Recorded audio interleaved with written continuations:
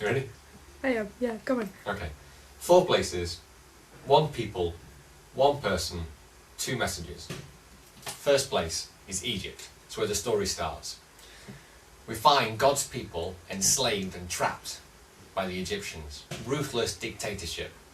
The slaves of this oppressive regime. Nothing that they've done has created this situation. They just find themselves there, hurting and crying out to God. And God, who always hears the cry of the poor, responds. God can't help but respond when people cry out to him. There are many situations in our world today where people find themselves oppressed and trapped, and they cry out to God, and God will respond. That takes us to the second place.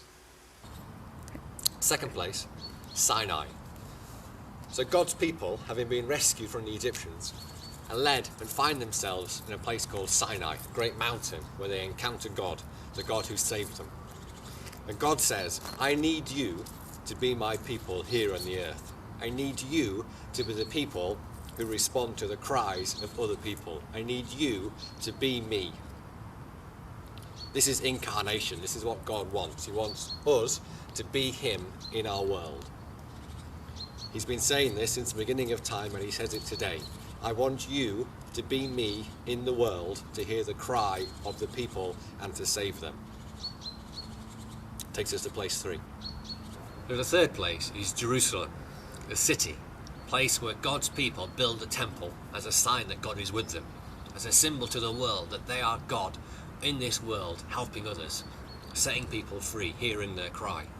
But as time goes by, around about the time of Solomon, things have begun to change. People have forgotten a little bit of what it was they were called to do. They've forgotten that they are incarnation. Jerusalem becomes a stronger and stronger place in the region. Military bases are built, a huge great army is formed. Actually, Jerusalem is now being built by slaves. The people who were once slaves have now got slaves doing their bidding for them. They've completely forgotten what it was that God called them to. God just cannot tolerate this and will respond. He will deal with this because he hears the cry of the poor. God always hears and always responds to the cry of the poor. There are places in our world today where people with power and authority aren't using it right, aren't saving and helping people in our world. And God will hear their cry and will respond. Which takes us to place 4. Fourth place, Babylon. God's intervened. He's destroyed Jerusalem. He's even burnt down the temple, almost as a sign of God saying, I cannot dwell with you like this. I will not let this be a sign to the world that this is how I am, this is who I am. So God's people are enslaved and taken to Babylon. They find themselves once again back, being oppressed, being squashed, crying out to God. But this time things are different. This time the Jews in Babylon know that it was their fault. It's not a shock discovery like it was in Egypt. How did we get here? How did this happen? They know full well how it happens. They're repentant in their cry. And God, as we know, always hears our cry and always responds.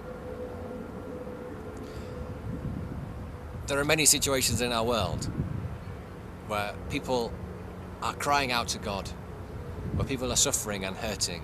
And they know that actually, I know why this is a mess. There are times in my life when I can see that and I've said that. God, I'm sorry. I know that I've got myself into this situation, but now please help me. We can take heart because God always hears the cry and always responds. So that's 4 places. Egypt, Sinai, Jerusalem, Babylon. 1 people. 1 story. It's actually our story.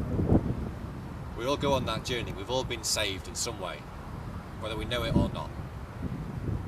We all try and we all get it wrong.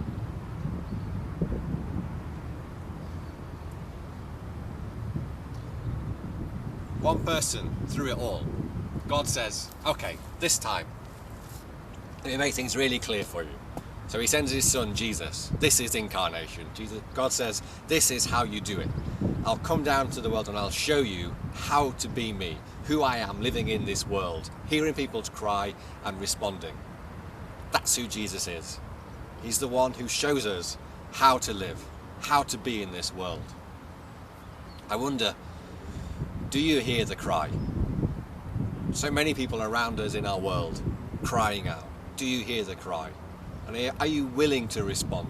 Are you willing to wear Jesus' shoes, to step into that situation, be him, be God? Our world is crying out and it's in great need. Come on.